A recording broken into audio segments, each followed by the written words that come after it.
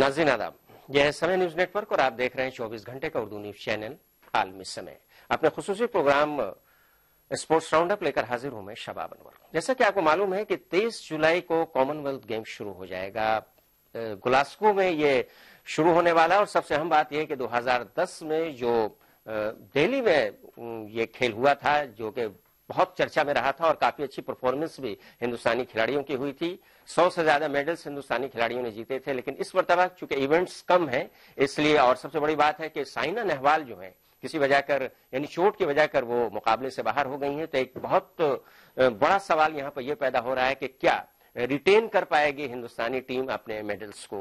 तो इस प्रोग्राम में हम सबसे पहले कॉमनवेल्थ गेम के बारे में, हिंदुस्तानी टीम के इम्कानात के बारे में बात करेंगे और उसके बाद बात करेंगे कि लॉर्ड्स टेस्ट में जिस तरह से अनेका रहाणे को आउट दिया गया मुतनाज़ा तरीके से, तो क्या बीसीसीआई को अब सोचना चाहिए इस तकनीकी पहलू पर। और इन दोनों मौजूआत पर बातचीत करने के लिए आज हमारे साथ स्टूडियो में मौजूद हैं सीनियर स्पोर्ट्स जर्नलिस्ट मंसूरुद्दीन फरीदी साहब और मशहूर खिलाड़ी जनाब ज़ीशानुल यकीन साहब। तो आइए शुरू करते हैं अपना खुसूसी programme sports round up.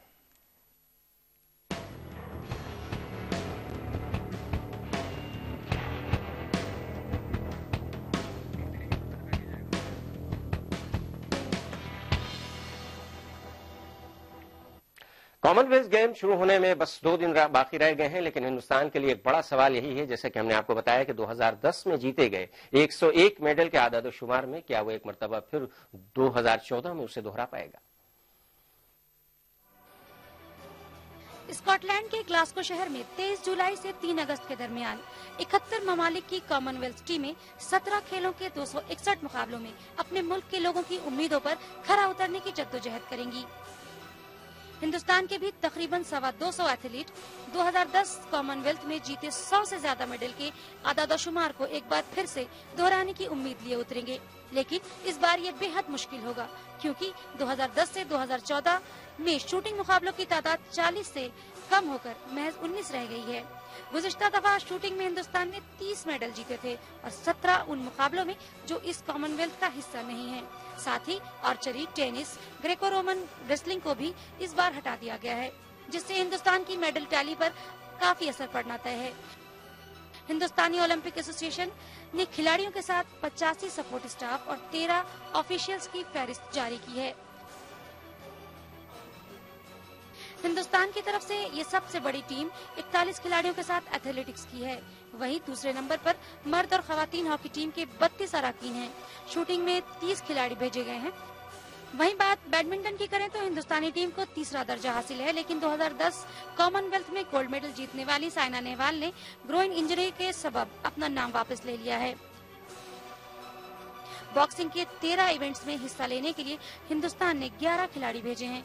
Boxing में 2010 में हिंदुस्तान ने 3 गोल्ड और 4 ब्रॉन्ज मेडल जीते थे। जूडो में भी हिंदुस्तान की जानिब से 14 खिलाड़ी हिस्सा लेंगे। इसके अलावा swimming, cycling, gymnastic, lawn balls, squash, table tennis, weight lifting में भी हिंदुस्तानी खिलाड़ी हिस्सा लेंगे। लेकिन नेटबॉल, रग्बी सेवेंस और ट्राई एथलॉन जैसे 3 खेल ऐसे भी हैं जिसमें हिंदुस्तानी टीम ने कोई खिलाड़ी नहीं भेजा है। आलमी समय के लिए ब्यूरो रिपोर्ट।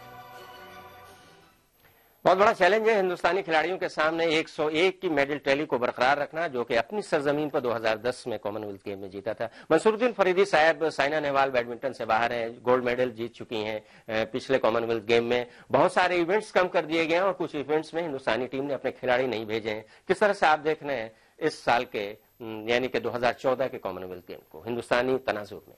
देखिए शबाब साहब, सबसे पहली बात तो ये, एक बड़े टूर्नामेंट में जाने से पहले हम पहले ही एक्सक्यूज पेश कर रहे हैं। हम एक नेगेटिव नोट के साथ जा रहे हैं वहां पर कि हमारे ये इवेंट्स जो कम हो गए तो हमारे मेडल्स के चांसेस कम है। ये चीज तो सबसे पहले दूर करनी चाहिए कि देखिए जहां भी जो भी बड़े गेम्स होते हैं वहां पर जो होस्ट होता है, जो मेजबान मुल्क होता है, उसको एक एडवांटेज मिलता है कि वो कुछ ना कुछ गेम्स अपने फेवर के जो होते हैं उनको इंक्लूड करते हैं उसमें। वो जैसे हिंदुस्तान में कोई गेम होते हैं तो हम कबड्डी पे जोर देते हैं, कबड्डी शामिल किया जाए। तो लेकिन सबसे बड़ी चीज ये कि जरूर इसमें नुकसान हो सकता है, लेकिन हम उसको उस पर ज्यादा जोर दें, ये बिल्कुल गलत बात है। क्योंकि अगर 2010 में हमारी परफॉर्मेंस बहुत अच्छी रही थी, होम ग्राउंड की वजह से हम मेजबानी कर रहे थे उसकी, तो उसमें आप ये देखिएगा जिन इवेंट्स में हम चौथे नंबर पर रह गए या तीसरे नंबर पर रह गए, वहां हमारा इंप्रूवमेंट के चांसेस क्या है, हम उस पर ज्यादा ध्यान दें, ज्यादा बेहतर रहेगा। लेकिन हमने टूर्नामेंट शुरू होते ही, गेम शुरू होने से पहले ही हमने कहना शुरू कर दिया है कि हमारा نیگیٹو سائڈ جو ہے وہ یہ ہے کہ ہمارے اتنے ایونٹس کم ہو گئے تو ہمارے میڈلس کم ہو سکتے ہیں. تو یہ ایک اپروچ جو ہے یہ خراب ہے. ہم کو ایک نئے جوش کے ساتھ جانا چاہیے اور جو پچھلی پرفارمنس میں جہاں کمی لگی اس کو امپروو کرنا چاہیے. لیکن ذیشان صاحب جس طرح سے سائنا نہوال الگ ہوئی ہیں, بیڈمنٹن کی گولڈ میڈلسٹ رہی ہیں پچھلے کامن ویلتھ گیم میں, ان کا بہت ہی کہا جائے کہ انفارچونیٹ طریقے سے باہر ہو جانا یہ ہندوستان کے لیے کتنا نقصان دہ ثابت ہو رہا ہے, کیونکہ ظاہر سی بات ہے وہ ایک ایسی کھلاڑی ہیں جن سے ہم پوری امید کر سکتے ہیں کہ وہ گولڈ لے کر آئیں گے یا میڈل لے کر کے آئیں گے. اس وقت ہندوستانی اسکواڈ میں نہیں ہے. نہیں, یہ بات ظاہر سی بات ہے کہ ان کے نہیں جانے سے بہت فرق پڑ رہا ہے جی. لیکن یہ بھی ایک حقیقت ہے کہ بھائی وہ آپ یہ سوچ کے چلیں کہ بھائی اب سائنا نہیں ہے تو جو باقی جو ہمارے پلیئرز جا رہے ہیں سیکنڈ, ابھی ہمارے خیال سے ٹاپ رینکنگ میں سدھو آ گئی ہے اب جی. تو سدھو ٹاپ رینکنگ میں, تو میرے خیال سے جو سائنا نے لاسٹ جو یہاں 2010 میں ہوا تھا کامن ویلتھ گیمز اس میں اس نے 2 گولڈ لیے تھے اور ایک مکسڈ ایک ٹیم ایونٹ میں اس نے برونز ملے تھے شاید جی. اس کو. تو ہمارے خیال سے سدھو اس جگہ کو وہ پورا کر پائے گی اور یہ سوچ کے چلنا چاہیے کہ کون ہے کون نہیں ہے. اسپورٹس مین کبھی یہ نہیں سوچتا ہے کہ چاہے کسی بھی ایونٹ میں ہو, کوئی یہ نہیں سوچتا ہے کہ وہ نہیں ہے. ہر جو بھی پلیئر جاتا ہے وہ یہ سوچ کے جاتا ہے کہ مجھے ہندوستان کے لیے کچھ کر کے آنا ہے, اور مجھے لگتا ہے کہ اس سے بہت زیادہ فرق نہیں پڑے گا اور بیڈمنٹن ٹیم ہماری کچھ اچھا کر کے آئے گی. اور شباب صاحب میں آپ کو ایک چیز بتاؤں کہ یہ ایونٹ سلیکشن جو ہے تقریباً 2 سال پہلے ہو چکا تھا جی. یہ 2 سال بعد, لیکن پھر کچھ گیمز ایسے ہیں جس میں ہم اپنے کھلاڑی نہیں بھیج پاتے ہیں, رگبی میں ہماری کھلاڑی موجود نہیں, تو کس طرح کی تیاری ہو رہی ہے جب 2 سال پہلے ایونٹ کا سلیکشن ہو جاتا ہے؟ تو دیکھیے یہی چیز اشارہ کر رہی ہے کہ ہم گیم سے پہلے کہہ رہے ہیں کہ ہم تیار, مطلب یہ ایونٹس ہمارے نکال دیے گئے تو ہمارے چانسز کم ہو گئے, لیکن باقی ایونٹس ہم کیا کر رہے تھے. سب سے بڑا سوال یہ ہے, اصل میں اس کی وجہ یہ ہے کہ ہمارے یہاں پالیٹکس کا اتنا زور ہے ڈفرینٹ فیڈریشنز کے اوپر کہ ظاہری بات ہے الیکشن کی وجہ سے اور دوسرے سیاسی سرگرمیوں کی وجہ سے ان کو موقع نہیں ملا ہوا دھیان دینے کا. اب اسپورٹس منسٹر کچھ کہہ رہے ہیں اور ہم آپ پروٹیسٹ کرنے کی بات کر رہے ہیں, ہم فیڈریشنز کو لکھنے کی بات کر رہے ہیں, تو اس سے کوئی حاصل تو ہے نہیں. اس سے شوٹنگ ایک بہت بڑا ہتھیار اگر کہا جائے ہندوستانی کھیل کے لیے. لگاتار اگر اولمپک سے لے کر ہم دیگر کھیلوں میں دیکھیں تو شوٹنگ میں لگاتار میڈلز آ رہے ہیں. 10 ایونٹ جو ہیں اس میں کم کیے گئے ہیں. جیسے آپ نے بتایا کہ وہ بھی میزبان ہوتا ہے اس کو پورا طرح سے اختیار ہوتا ہے کہ کس طرح سے اس کا سلیکشن کرے. جس طرح سے ہندوستان میں اگر ہوتا ہے تو کبڈی کو ضرور شامل کیا جاتا. شوٹنگس کے ایونٹس کم ہونے کا کچھ اثر میڈلز ٹیلی پر ہندوستان کے پڑتا ہوا نظر آ رہا ہے آپ کو؟ نہیں, بے شک 2 چانس رہے گا اس میں. دیکھیے سب سے بڑی چیز کیا کہ یہاں کے وہاں کے ویدر میں فرق ہے. یہ اس طرح کے ایونٹس میں ویدر کا بہت فرق پڑتا ہے تو اس کا اثر پڑ سکتا ہے. لیکن دیکھنا یہ کہ شوٹرز کی تیاری کیسی رہی, پچھلے 1 سال کے دوران انہوں نے کن ٹورنامنٹس میں حصہ لیا اور اس میں وہاں ویدر کیسا تھا. تو یہ سب چیزیں بہت فیکٹر رکھتی ہیں ان چیزوں میں. ذیشان صاحب آپ کھلاڑی ہیں, آپ زیادہ نفسیاتی طریقے سے بات بتا سکتے ہیں کہ جب کسی بھی بڑے ایونٹ کا اعلان ہوتا ہے, ظاہر سی بات ہے کسی کا 2 سال پہلے کسی کا 1.5 سال پہلے ہو جاتا ہے, کھلاڑیوں کی تیاری سائیکولوجیکل طریقے سے یا پھر انفراسٹرکچر کے طریقے سے اگر دیکھا جائے تو وہ کی جاتی ہے. کیا ایسا آپ کو لگتا ہے کہ ابھی بھی ہندوستان میں اسپورٹس پرائرٹی میں شامل نہیں ہے اور چاہے اولمپک ہو یا پھر کامن ویلتھ گیم ہو صحیح طریقے سے تیاریاں نہیں کی جاتی ہیں؟ اس مرتبہ بھی وہی دیکھنے کو مل رہا ہے. بالکل آپ صحیح کہہ رہے ہیں. ہمارے یہاں یہ جو سب سے بڑا پرابلم یہی ہے کہ ہم انفراسٹرکچر کو ڈیولپ نہیں کر پا رہے ہیں. ہم وہ تیاری نہیں کر پا رہے ہیں. اب جیسے ایک 12 سال کے بچے کو ہم تیار کریں کہ وہ 16 سال اور 17 سال کی عمر کے آتے آتے ایک اولمپک میڈل کے لیے وہ تیار ہو جائے, وہ انفراسٹرکچر ہمارے پاس نہیں ہے.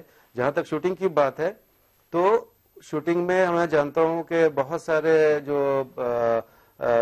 جو بھی شوٹرز ہیں وہ پچھلے 1 سال سے انڈیا کے باہر جا کے ڈفرینٹ ٹورنامنٹس میں, چاہے وہ اٹلی میں, چاہے وہ جرمنی میں, چاہے وہ کینیڈا میں جا کر کے وہ اپنا وہ ڈفرینٹ ٹورنامنٹس میں پارٹیسپیٹ کر رہے ہیں. وہ اپنے آپ کو اس حساب سے بنا کر رکھتے ہیں, اس لیے کہ اس میں لیکن اس میں جو 2nd گریڈ کا جو شوٹر ہے وہ بیچارہ وہ نہیں کر پاتا, اس لیے کہ اس میں پرسنل منی بہت انوالو ہوتا ہے. آپ کے پاس اگر پیسے ہیں تو ہی آپ باہر ایسی جگہوں پہ جا کر کھیل سکتے ہیں.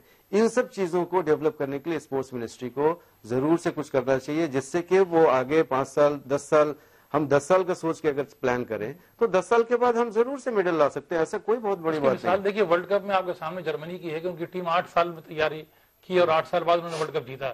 تو ہم ایک لانگ ٹرم پالیسی لے کے چلیں گے تبھی ہم کامیاب ہو سکتے ہیں, ورنہ ہم ہر 6 مہینے بعد کسی نئے گیمز میں جائیں اور کہیں کہ اس میں چانسز کیسے ہیں تو بہت مشکل ہو جاتا ہے اس میں.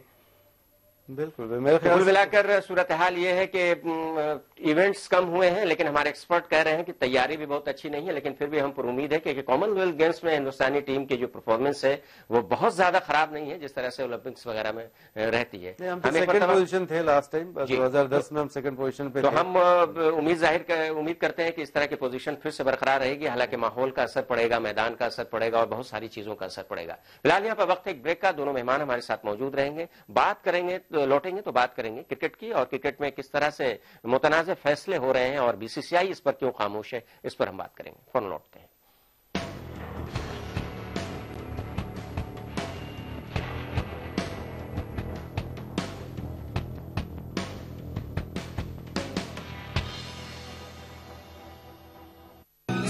پیٹر ڈرکر نے کہا تھا، ادیمی اوسر کو کامیابی میں بدل دیتا ہے.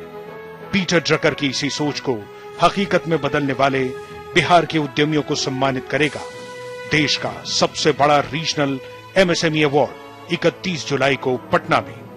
سمے ادیمی Bihar 2014 presented by techno culture building solution. اب آپ کے گھر کا سپنا بھی ہو سکتا ہے ساکار. ہے نا اپنا Vastu Vihar. Powered by Gujarat gourmet. Gujarat gourmet, a brand leader product. Gromid add vitamin baby oil and soap. Associate sponsor Dr. Zakir Hussain Institution and IIBM Patna. Padho vocational, bano professional. Shera Fitline Gym West. Deewana bana de.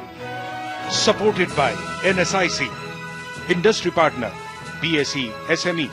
Print partner Rashtriya Sahara. International telecast partner Almi Samay. A Media 100 initiative.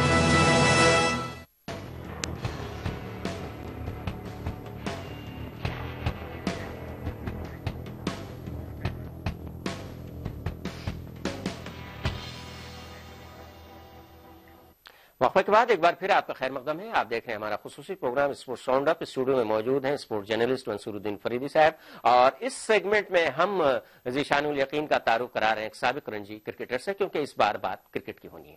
بات cricket کی. ہندوستانی team اس وقت جیسا کہ آپ جانتے ہیں کہ انگلینڈ کے دورے پر ہے، جہاں ٹیسٹ سیریز چل رہی ہے. ٹیسٹ ناٹنگم کا رہا ہو یا پھر لارڈس کا، دونوں جگہ کے وکٹ پر انیون باؤنس دیکھنے کو ملا ہے. لیکن لارڈ ٹیسٹ کے تیسرے دن جس طرح ہندوستان کے ان فارم بیٹسمین اجنکا رہانے کو آؤٹ دیا گیا، اس نے کرکٹ شائقین کے ذہن میں ایک مرتبہ پھر ڈی آر یعنی کہ ڈیسیزن ریویو سسٹم کو لے کر سوال کھڑا کر دیے ہیں. لیکن بی سی سی آئی ہے کہ ٹس سے مس نہیں ہوتی ہے. سب سے تازہ مثال جو لارڈ ٹیسٹ کے تیسرے دن کا ہے، ریئل ٹائم یہ تصویریں دیکھ کر یہ کوئی نہیں کہے گا کہ امپائر بروس آکسفورڈ سے بہت بڑی غلطی ہوئی ہے، لیکن ریپلے سے یہ صاف ہو جاتا ہے کہ اگر اس ٹیسٹ میچ میں ڈی آر ایس نافذ ہوتا تو رہانے کی اننگ 5 رن پر ختم نہیں ہوتی. ایسے ہی فیصلوں سے بچنے کے لیے ڈی آر ایس بہت ضروری ہتھیار ہو جاتا ہے. بی سی سی آئی کی یہ دلیل ہے کہ جب تک ڈی آر ایس سے جڑی تکنیک 100% صحیح نتائج نہیں دے گی، اس کو منظوری نہیں دیں گے. آپ کیا کہتے ہیں؟ آپ کے وقت میں تو بہت زیادہ اس طرح کی تکنیک کا استعمال نہیں ہوتا تھا. ذیشان، ایک کرکٹر کی حیثیت سے آپ کیا سوچ رہے ہیں؟ جس طرح سے رہانے آؤٹ ہوئے